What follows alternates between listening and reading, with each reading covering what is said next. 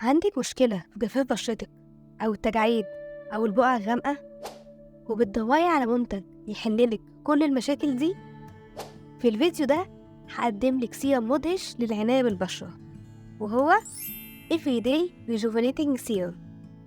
وده سيرم مجدد للبشرة وفيه مكونات كتيرة جدا طبيعية وفعالة لترطيب وتجديد وتفتيح البشرة. تابع الفيديو للآخر عشان تعرفي أكتر عن السيرم ده وفوائده الكتير جدا. أهلا بيك في قناة قبل ما تشتري.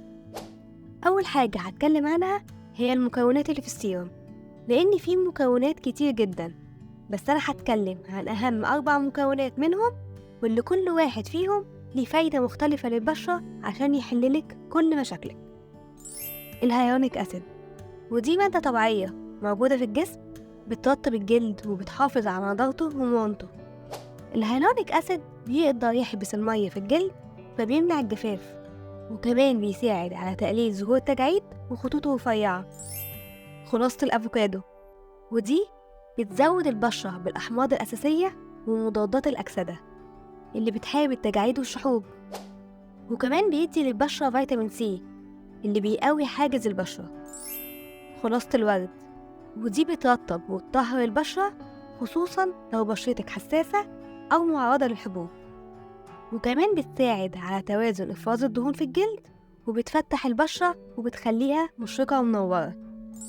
النياسيناميد أو فيتامين بي 3 اللي ليه دور مهم جدا في صحة البشرة، وكمان بيساعد على تقليل ظهور المسام خطوط رفيعة والتجاعيد، وكمان بيفتح البشرة وبيقلل التصبغات والكلف.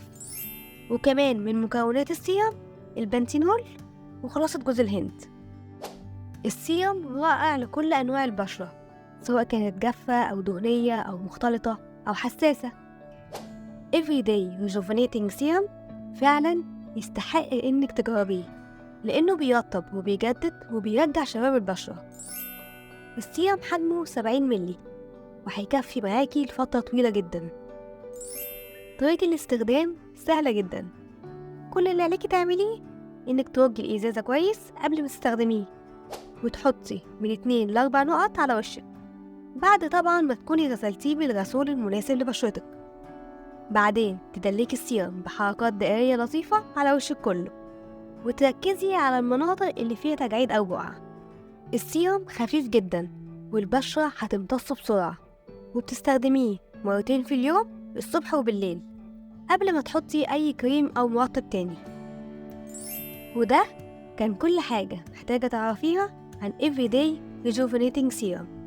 لو حابة تشتريه هتلاقيه في الصيدليات، أو كمان ممكن تطلبيه أونلاين من صفحة الشركة، وهسيبلك اللينك في الكومنتات تحت، وهيوصلك لحد بيتك مهما كنت فين.